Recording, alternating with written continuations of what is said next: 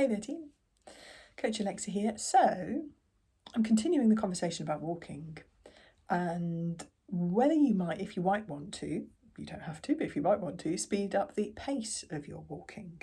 So I've done a few walking events over the years and, some people can average, 4+ miles an hour, just kind of recreational walkers.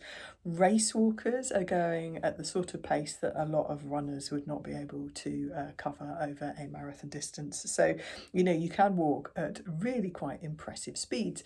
And, like with everything, like I talk about quite often, the key is practice.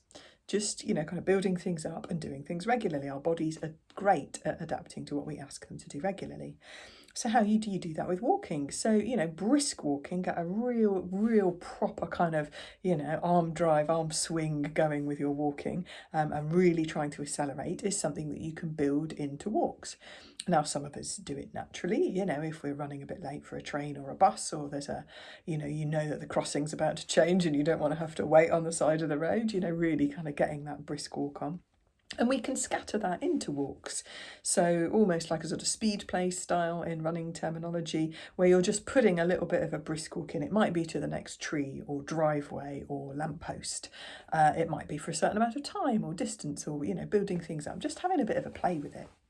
Also a lovely way of getting a little bit more kind of muscle activation and getting that cardiovascular, so your heart and breathing rate up a little bit into, a different sort of training aspect, is walking up hills. It takes a lot more energy because we're going a lot more up than we are along. It really recruits a little bit more muscle fibre. Our body's working harder, hence why that heart and breathing rate goes up. So either just walking up long hills, we've got one that just, good 8 or 9 minutes walk in a fairly sort of steep incline at the end of my road, which is quite handy. Or you can do little shuttles, so brisk walking for, again, a certain amount of time or to a certain point up a hill and turning around and doing a little bit of recovery by walking back down again. It's really useful to practice walking both up and downhill. Downhill walking gait is slightly different. We might want to take slightly smaller steps on a very steep downhill.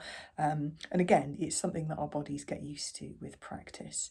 So yeah, trying brisk walks, playing with it to start with, and then if you fancy it, building it up to longer durations, and playing with that up and downhill walking, really kind of driving that arm swing and power walking up hills. And yeah, have a bit of fun with it, have a bit of play if you fancy.